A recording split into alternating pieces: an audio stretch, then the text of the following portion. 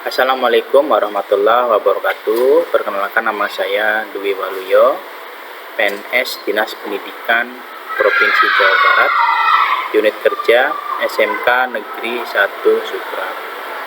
Pada kesempatan ini akan saya sampaikan sedikit perbedaan tentang pembelajaran langsung dengan pembelajaran Merdeka Belajar. Secara praktik, Merdeka Belajar adalah antitesis dari pembelajaran langsung yang mendikte, bukan memaksa murid untuk menguasai suatu pengetahuan, tapi membantu murid mengatur tujuan, proses, dan penilaian belajarnya untuk mengembangkan suatu kompetensi. Murid yang menguasai Merdeka Belajar disebut sebagai pelajar merdeka. Ini ada perbedaan yang bisa dibandingkan head to head, ya. Ini adalah pembelajaran langsung, yang ini adalah pembelajaran Merdeka Belajar. Nah, pada pembelajaran langsung, tujuan belajar hanya mengacu pada kurikulum.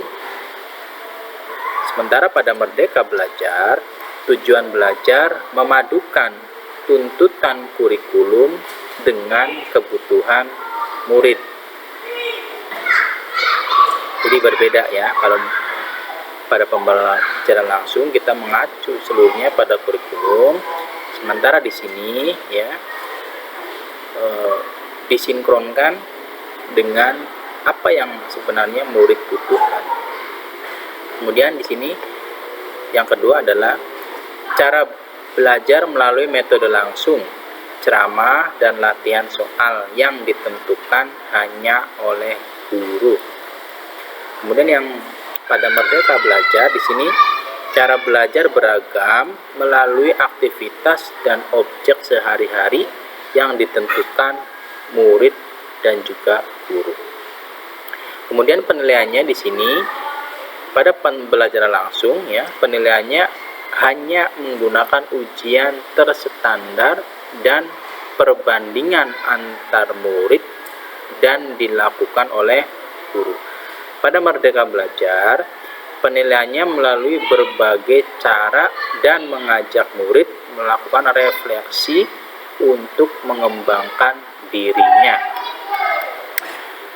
Mengacu pada konsep self-regulated learning, Merdeka Belajar terdiri dari 3 kelompok yang membentuk suatu siklus.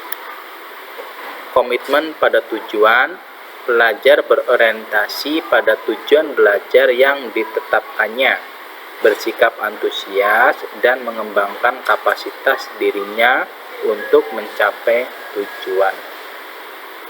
Mandiri terhadap cara, pelajar mengatur prioritas dalam mengerjakan tugas, pelajar menanggapi tantangan dengan penuh semangat dan rasa ingin tahu yang tinggi, serta menemukan strategi yang tepat untuk mengatasinya secara independen dan adaptif. Melakukan refleksi, pelajar melakukan penilaian diri untuk menyadari kelebihan dan keterbatasannya. Pelajar memahami kebutuhan pengembangan diri dan bagaimana melakukannya. Pelajar mampu menilai proses dan capaian belajarnya. Itu perbedaan mendasar dari pembelajaran langsung dan pembelajaran Merdeka Belajar. Dengan Merdeka Belajar, murid menjadi pelajar yang aktif belajar. Belajar bukan karena disuruh, tapi mereka belajar karena kemauan sendiri. Tidak perlu dipaksa belajar. Murid berinisiatif mencari dan memperluas cakupan belajarnya.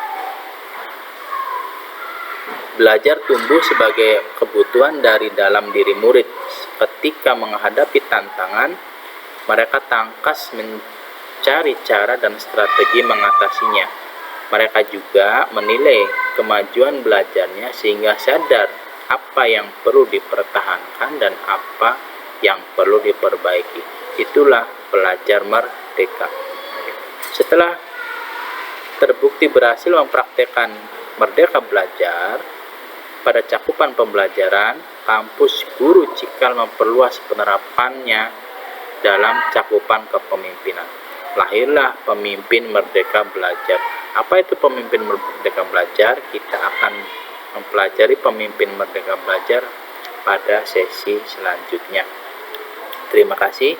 Itu merupakan perbedaan yang ada antara pembelajaran langsung dengan merdeka belajar. Demikian dari saya, kurang dan lebihnya saya mohon maaf. Wassalamualaikum warahmatullahi wabarakatuh.